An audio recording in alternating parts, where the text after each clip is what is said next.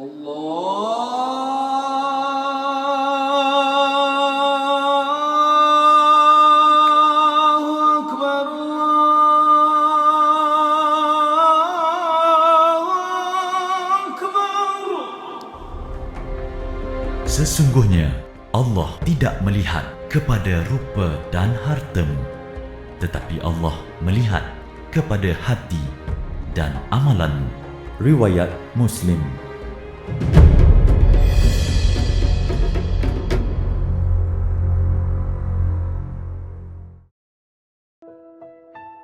Muzakarah Haji peringkat kebangsaan ke-33 telah diadakan bagi meningkatkan keberkesanan bimbingan haji yang seragam dan selaras oleh para pembimbing ibadat haji Tanah Suci. Ianya juga penanda bermulanya operasi haji bagi tahun 1438 Hijrah. Pembimbing haji dari Kemboja, Thailand, Indonesia, Brunei dan Singapura turut menyertai Nadwah Urusan Haji Asia Tenggara atau NUHAT dan berkongsi hal ehwal urusan haji di kalangan negara Asia Tenggara. Perkongsian pengalaman oleh Kemboja menarik perhatian para peserta. Kursus asas haji selama 17 siri telah bermula seawal Disember 2016 dan diadakan seluruh negara. Bagi bakal haji yang telah menerima surat tawaran, disaran mengikuti kursus intensif haji bagi menambah ilmu sebagai persiapan ke Tanah Suci. Semua bakal haji diwajibkan untuk menjalani pemeriksaan kesihatan dan mendapatkan suntikan sebagai persiapan untuk ke Tanah Suci.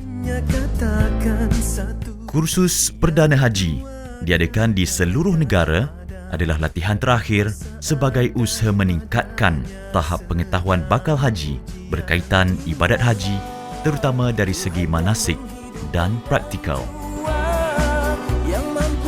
Sebagai persiapan awal, seramai lebih 300 petugas menghadiri kursus teras petugas haji bagi memantapkan ilmu dan pengetahuan dalam menyantuni Duyufur Rahman dengan lebih berkesan.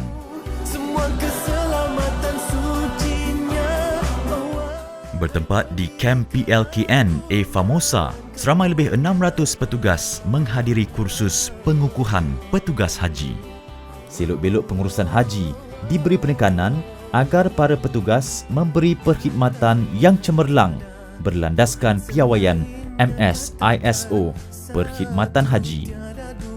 Program Bina Pasukan memberi kesedaran agar semua petugas dapat bekerja dalam satu pasukan dan saling bantu-membantu dalam apa jua keadaan. Program Survival Village bertujuan untuk membangunkan petugas haji ke arah kecemerlangan diri, kerjaya dan organisasi, kerohanian dan kecergasan fizikal. Sebagai salah satu saluran info kepada bakal haji, rancangan Lambaian Kaabah di radio ikim.fm dan Seruan Haji di TV1 turut menyebarkan maklumat kepada bakal-bakal haji tentang isu-isu semasa. Operasi Haji Tanah Air OHTA melibatkan pelbagai agensi dan organisasi luar. Beberapa siri mesyuarat penyelarasan diadakan di stesen-stesen berlepas agar semua perancangan diatur rapi.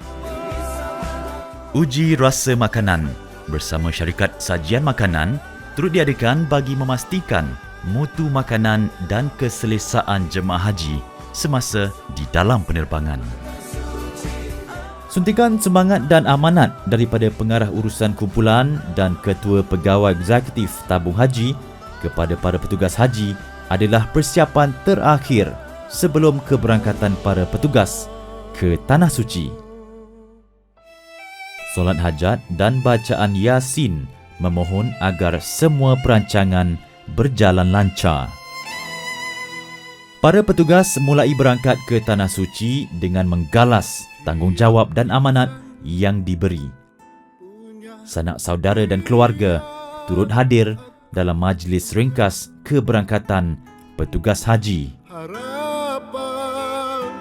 Pada musim haji 1438 Hijrah, lebih daripada 30,000 jemaah haji Malaysia berangkat ke Tanah Suci bagi menunaikan rukun Islam kelima. Kumpulan jemaah haji penerbangan pertama iaitu KT1 berangkat ke Tanah Suci pada 1 Zulkaidah 1438 Hijrah bersamaan 24 Julai 2017. Semua proses keberangkatan telah diatur bermula daripada pendaftaran masuk, pengendalian bagasi, pasport sehingga menaiki pesawat. Duli Yang Maha Mulia Sri Paduka Yang di-Pertuan Agong Sultan Muhammad Kelima buat pertama kali mencemar duli mengucapkan selamat berangkat kepada bakal haji. Menjadi kelaziman yang amat berhormat Perdana Menteri dan isteri turut hadir dalam majlis pelepasan bakal haji ke Tanah Suci. Selain daripada Kelana Jaya, terdapat 7 lagi stesen pelepasan.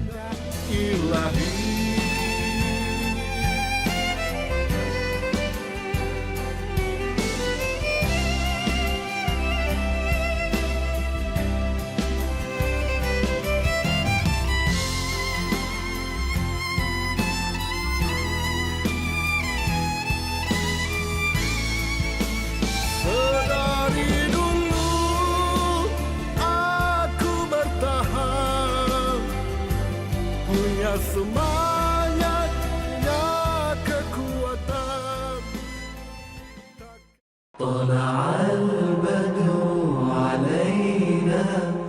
Ketibaan jemaah haji di Kota Madinah Al-Munawwarah disambut mesra oleh para petugas.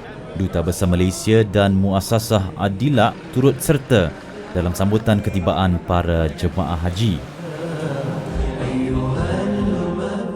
Jemaah haji ditempatkan di 3 zon penginapan yang berhampiran dengan Masjid Nabawi.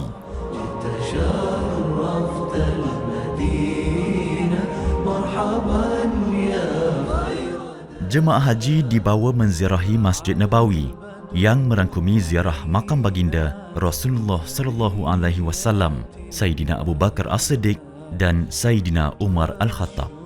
Menziarahi perkuburan Baqi' juga termasuk dalam program ziarah Masjid Nabawi. Jemaah haji memanfaatkan masa-masa berada di bumi barakah ini dengan bersolat di Masjid Nabawi dan mengambil peluang bersolat di Raudah. Menjejaki perjalanan Rasulullah sallallahu alaihi wasallam di bumi Madinah seperti Masjid Quba dan Jabal Uhud antara program ziarah tempat bersejarah.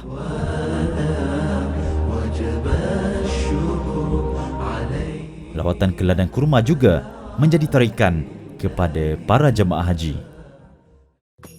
Sebagai persiapan untuk ke Makkah, taklimat persediaan umrah turut diberi penekanan. Para jemaah haji meneruskan perjalanan ke Makkah Al-Mukarramah dan singgah di Masjid Bir Ali, Zulhulaifah. Setelah selesai berniat ihram umrah dan solat sunat ihram, jemaah haji meneruskan perjalanan ke Makkah Al-Mukarramah. Laungan talbiyah tanda mensyukuri dan mentaati perintah Allah kedengaran sepanjang perjalanan ke kota Makkah. Labbaik Allahumma labbaik. Para duyuf Rahman mulai tiba di Makkah Al-Mukarramah pada 1 Ogos 2017. Jemaah haji KT1 ditempatkan di bangunan penginapan Abraj Al-Janadriyah, Makkah Al-Mukarramah. Terdapat 13 maktab dengan jumlah 25 bangunan penginapan jemaah haji bagi menempatkan seramai lebih 30,000 jemaah haji Malaysia. Di setiap maktab terdapat pusat perkhidmatan maktab yang menyediakan pelbagai perkhidmatan menyantuni duyuf Rahman. Pergi haji artinya menuju Allah yang esa, membawa hati dan diri yang hina, memberi hadiah. Terdapat kaunter kewangan untuk kemudahan para jemaah haji mengeluarkan wang dalam Saudi Riyal terus dari akaun simpanan tabung haji mereka. Pembayaran dam dan kurban juga dilakukan di kaunter kewangan. Apa jua pertanyaan boleh diajukan di Pusat Khidmat Pelanggan dan petugas sentiasa bersedia membantu. Jemaah haji yang memerlukan rawatan perubatan boleh ke klinik-klinik tabung haji yang telah disediakan. Pusat rawatan Shisha dan pusat rawatan kecemasan untuk jemaah haji yang memerlukan rawatan khas atau rawatan kecemasan. Selain daripada rawatan perubatan, rawatan pergigian dan fisio turut disediakan.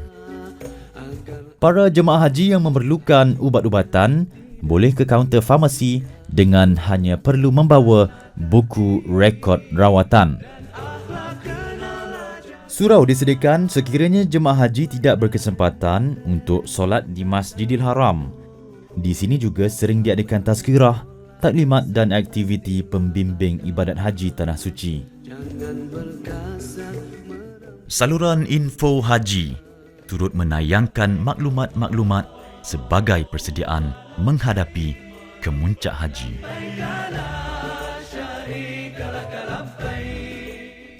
Chef dan tukang masak dibawa khas dari Malaysia dan ditempatkan di pusat-pusat penyediaan makanan demi citarasa masakan Melayu. Sepanjang musim haji 1438 Hijrah, sebanyak lebih daripada 3 juta sajian telah disediakan yang merangkumi makanan tengah hari dan makan malam. Paket kopi, teh dan gula turut dibekalkan kepada setiap jemaah haji. Perkhidmatan daripada pihak ketiga turut memberi kemudahan kepada jemaah haji. Antaranya 4 syarikat penghantaran bagasi yang beroperasi dari Tanah Suci, iTalk dari Telekom Malaysia dan kafeteria yang dikelolakan oleh TH Global. Setibanya di Makkah, jemaah haji akan mengerjakan umrah untuk kali pertama. Pembimbing ibadat haji Tanah Suci, Pihtas dan petugas maktab akan mengiringi jemaah haji. Peronda turut mengawasi pergerakan jemaah haji dan sedia membantu sekiranya ada jemaah haji yang memerlukan bantuan. Ceramah dan forum oleh ulama terkenal seperti Yang Berbahagia Datuk Dr. Haji Noh bin Gadut dan Yang Berbahagia Datuk Haji Wan Muhammad bin Datuk Sheikh Abdul Aziz turut memberi kesan kepada jemaah haji. Penceramah terkenal Habib Ali Zainal Abidin Al-Hamid turut hadir memberi tazkirah kepada para petugas. Khidmat nasihat yang disediakan oleh Pihtas memudahkan jemaah haji mendapat penjelasan mengenai permasalahan serta hukum hakam yang selari dengan keputusan muzakarah haji. Yang Berbahagia Datuk Dr. Haji Noh bin Gadut dan Yang Berbahagia Datuk Haji Wan Muhammad bin Datuk Sheikh Abdul Aziz serta Yang Berbahagia Dr. Hajah Anisah binti Abdul Ghani gandingan pakar rujuk bersedia untuk merungkai apa jua permasalahan ibadat haji. Talian ibadat haji atau Taib yang beroperasi 24 jam bersedia menjawab setiap kemusykilan dan pertanyaan daripada para jemaah haji. Segelintir jemaah haji yang menghadapi kesulitan, unit kaunseling dan talian kaunseling sudah terlatih untuk mendampingi jemaah haji. Lawatan dari bilik ke bilik juga memberi kesan yang baik oleh para jemaah haji. Sementara menunggu waktu wukuf, jemaah haji disaran menggunakan kesempatan yang ada dengan memperbanyakkan ibadat. Bacaan surah Yasin dan doa selamat sering diadakan di surau-surau termasuk juga sambutan kemerdekaan dan Hari Malaysia. Peranan utama operasi masyair adalah merancang, melaksana dan memantau pelbagai perkhidmatan bagi membolehkan jemaah haji berwukuf di Arafah serta bermabit di Muzdalifah dan Mina bagi menyempurnakan rukun-rukun dan wajib-wajib haji.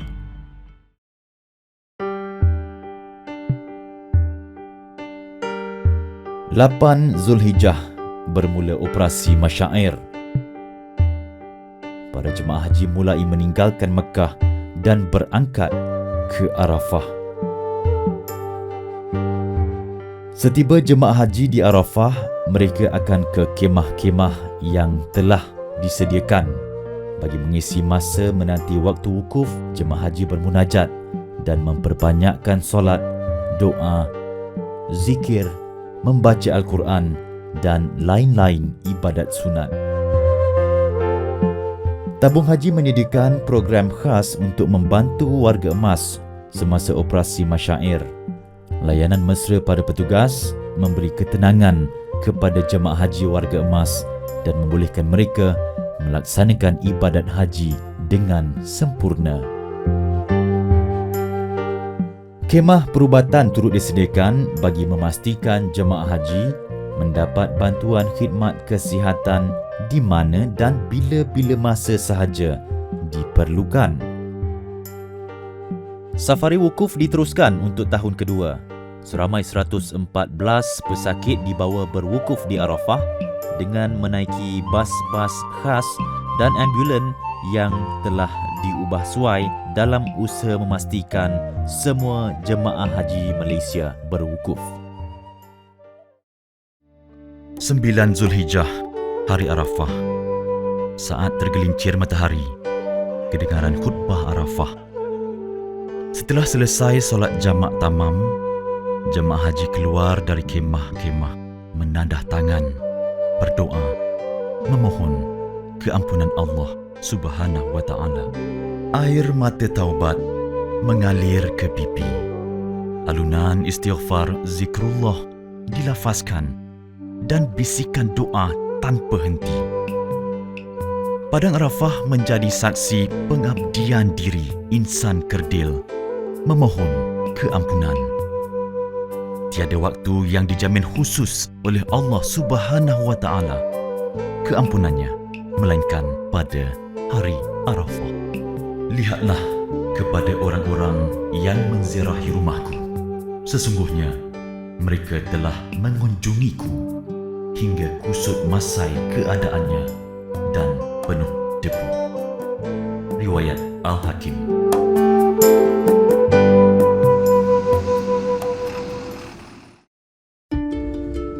Selepas terbenam matahari, jemaah haji mula bergerak dan mabit di Muzdalifah.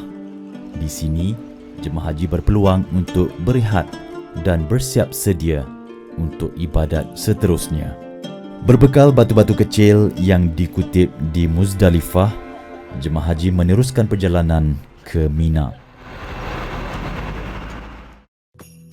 Jemaah haji kemudian melaksanakan wajib haji dengan melontar di Jamratul Kubra pada 10 Zulhijjah, seterusnya bercukur atau bergunting bagi menyempurnakan tahallul awal mereka. Jemaah haji akan bermabit di Mina dan melontar jamrah pada hari-hari tasyrik mengikut jadual dan waktu yang telah ditetapkan oleh tabung haji. Setelah nafar awal atau nafar thani, jemaah haji mula bergerak untuk meninggalkan bumi Mina dan balik ke Makkah untuk melaksanakan rukun haji seterusnya, iaitu tawaf ifadah dan sa'i haji bagi melengkapkan rukun haji. Setiap tahun jemaah haji berpeluang berkhidmat sebagai sukarelawan, iaitu sahabat maktab. Sahabat maktab berperanan sebagai penghubung silaturahim. Mereka turut membantu petugas dalam menyelaras pergerakan dan kebajikan jemaah haji semasa Masyair. Majlis penghargaan sahabat maktab telah diadakan sebagai tanda terima kasih dan meraikan semua sahabat maktab di atas sumbangan yang diberi. Moga usaha yang murni mereka mendapat rahmat dan ganjaran yang besar dari Allah Subhanahu wa Ta'ala. Bagi meraihkan kejayaan operasi haji, satu majlis tamat operasi haji bersama Muassasah Asia Tenggara telah diadakan. Majlis ini turut memberi penghargaan kepada Muassasah Asia Tenggara di atas sokongan dan kerjasama sepanjang musim haji 1438 Hijrah. Rombongan haji telah membuat kunjungan hormat ke Kementerian Haji Arab Saudi di Makkah dan disambut mesra oleh Sheikh Hatim Qadi. Mesyuarat pengurusan sering diadakan bagi memastikan semua perkhidmatan di tahap memuaskan.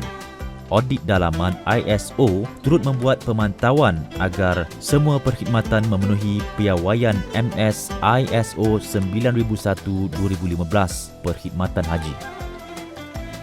Lawatan silaturahim ke beksah-beksah negara lain juga dibuat bertujuan berkongsi pengalaman dalam memberi perkhidmatan dan urusan pengendalian jemaah haji. Sebagai persiapan untuk pulang ke tanah air, jemaah haji diminta untuk mematuhi jadual city check-in agar semua bagasi dapat diurus untuk penerbangan pulang. Sebelum meninggalkan kota Makkah, para jemaah haji sekali lagi ke Masjidil Haram bagi mengerjakan tawaf wada sebagai tanda perpisahan dan penghormatan kepada Baitullah.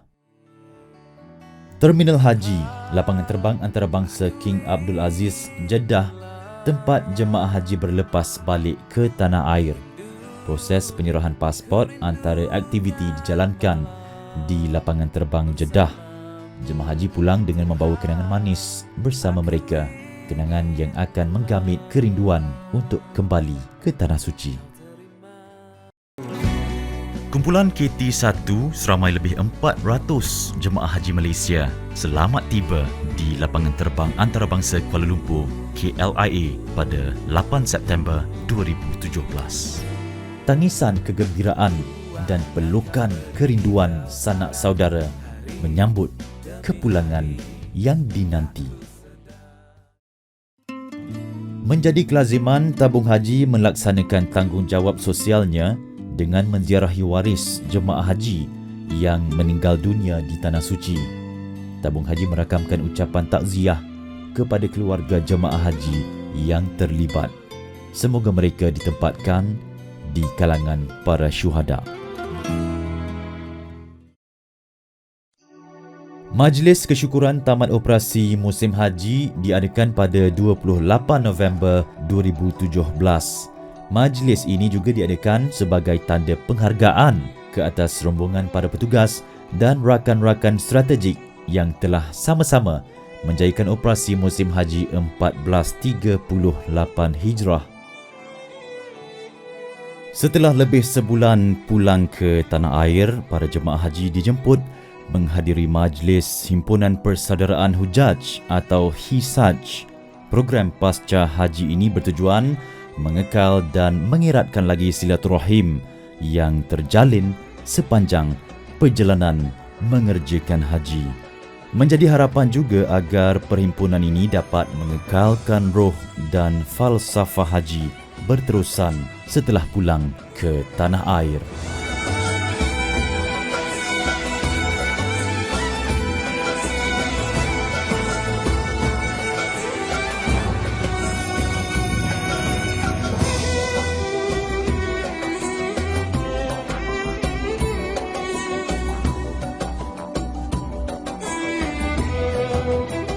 Hadirku sebagai Duyufur Rahman, kembaliku dengan kemabruran.